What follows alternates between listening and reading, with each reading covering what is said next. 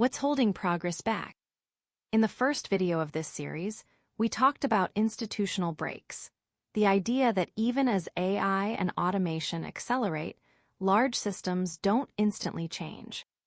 AI and automation are clearly pushing to optimize our economies, our industries, and our decision-making systems, creating what we've called a hyper-efficiency economy.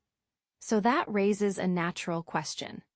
If technology is capable of optimizing so much, so quickly, why hasn't this super-efficient economy already appeared?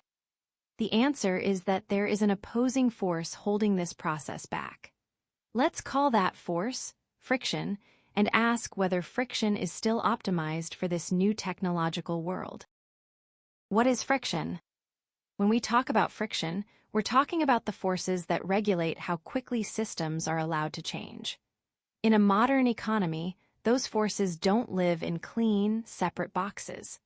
Policies, laws, markets, labor systems, safety rules, and technologies increasingly overlap and interact.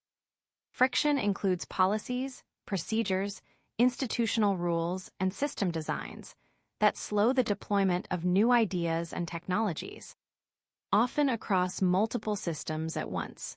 It affects how fast decisions can be made, how quickly systems can be tested, and how rapidly feedback can be incorporated.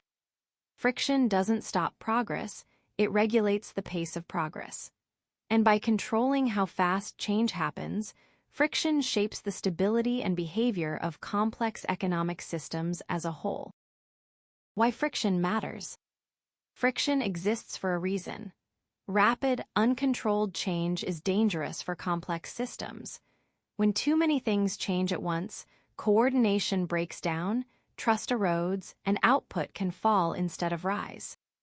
Over time, societies developed rules, procedures, and institutional checks to slow change and absorb shocks. These frictional mechanisms helped stabilize economies, reduce catastrophic failures, and keep systems functioning even under uncertainty. The cost of friction before. Historically, the cost of friction was optimized using a very different model of the future. Change happened gradually, often over decades. The costs of moving more slowly were assumed to be modest and linear. By contrast, the costs of instability were, and still are, visible, immediate, and potentially cascading. Factory shutdowns, unemployment, social unrest, financial crises. Recovering from major shocks often carried nonlinear, sometimes explosive costs. Under those conditions, prioritizing stability over speed made sense, and higher friction carried a genuinely low opportunity cost. But that assumption is now being challenged. The cost of friction today. Technology is changing the value of the future itself.